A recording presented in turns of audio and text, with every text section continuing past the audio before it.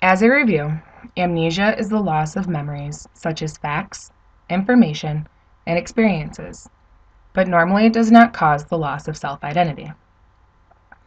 There are many different forms of amnesia. Two of the most prominent forms are anterograde and retrograde. Anterograde amnesia is the inability to form or make new memories, but the patient may be able to use his short-term memory. The patient may be able to learn new motor skills, such as using a walker if needed, and perform better at certain tasks with practice, even though they may not remember doing it before. Anterograde amnesia can be caused by damage to three brain areas: the hippocampus, the basal forebrain, or the diencephalon. This damage can be caused by head trauma, stroke, hypoxia, or encephalitis. Retrograde amnesia is the opposite of anterograde. It is the inability to remember the past. Even though the patient may not be able to remember specific information from their past, they may be able to remember general knowledge, such as who the current president is, or how objects work, such as a TV remote. Procedural memories, such as how to ride a bike, how to play football, or their habits may still be intact. This form of amnesia is usually caused by damage to the temporal lobe or prefrontal cortex. This damage can be caused by head trauma, stroke, or tumors. Unlike anterograde amnesia, which seems to be permanent, retrograde amnesia may resolve itself partially or completely over time. Both amnesias are contributed to a sort of disconnection in the neural system. With anterograde amnesia, it is the inability to encode new memories, and for retrograde amnesia, it is the inability to retrieve already formed memories. Even though Alzheimer's can cause the loss of memory, it is not categorized as a form of amnesia. Alzheimer's is a progressive brain disorder that slowly destroys a person's memory and thinking skills, and eventually their ability to carry out simple tasks. Alzheimer's is caused by abnormal protein deposits that form amyloid plaques in the brain.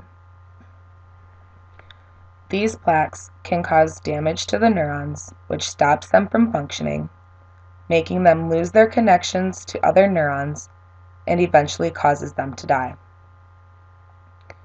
These changes initially take place in the hippocampus, but other parts of the brain can become affected, causing the brain tissue to shrink, which can cause an array of different symptoms, such as memory loss, finding the right word to use in a conversation, and impaired reasoning or judgment. Even though both Alzheimer's and amnesia are caused by damages to structures of the brain that are known to help with memory, they have their differences. Alzheimer's is a progressive disease with a slow onset, causing a person to develop symptoms of memory loss after possible months or years of progression of the disease and will eventually lead to death. Whereas the symptoms of amnesia have a sudden onset due to a blow to the head or the removal of a key structure in the brain that functions in the processing, storage, or encoding of our memories, such as the case of Henry Molasion, who lived for nearly 55 years after the onset of his amnesia.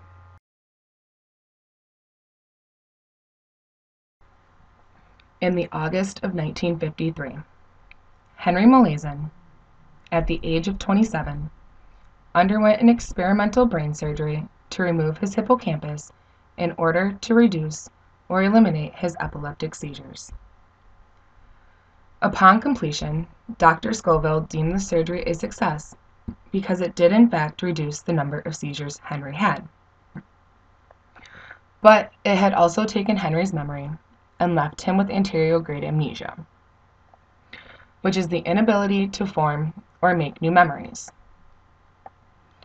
With this new complication, Dr. Scoville brought in Brenda Milner, a neuropsychologist from the Montreal Neurological Institute. Through her research, Milner found that each time she would enter the room, Henry would introduce himself just as if they had never met. Henry was also unable to remember what he had for breakfast that day or what he did the day prior. Oddly enough, though, he could use his short-term memory to remember a set of numbers Milner gave to him if he kept repeating them to himself. During her research, Milner had Henry trace an image in a mirror. Each time, it was like a new task for him, but each time he did it, he became more efficient. This was also true with mazes.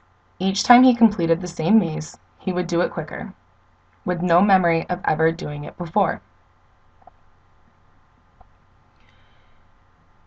Through his life, he was also studied by Professor Suzanne Corkin at the Massachusetts Institute of Technology, where he participated in numerous experiments for nearly 50 years.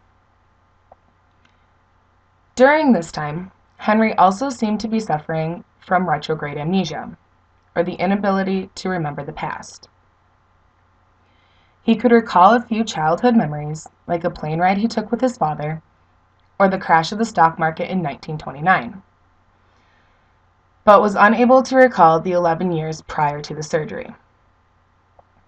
Eventually, he began to remember these 11 years, but the anterograde amnesia still persisted. Henry lived in the moment for nearly 55 years of his life before he passed away at the age of 82. Since then, his brain has been sliced into 2,401 pieces in a procedure that lasted 53 hours in order to create histological slides for scientists to study. Henry's brain has also been digitized in order to make a three-dimensional brain map to help scientists determine the function of each brain structure. Due to the years of research and the donation of his brain, Henry Molasion is known as one of the most studied men in psychology. Some say that Henry gave science the ultimate gift, his memory. Through studies, scientists are able to link specific parts of the brain to certain functions within memory. The prefrontal cortex plays a large role in the processing of short-term memories and the storing of long-term ones. The medial temporal lobe is believed to be involved in declarative and episodic memories.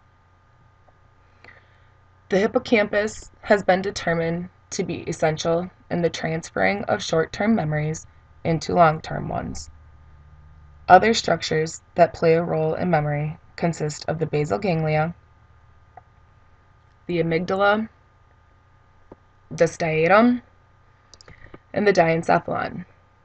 These discoveries would not have been made if it were not for the study's participants and their cooperation they showed, or the donations of their brains like Henry Molaison.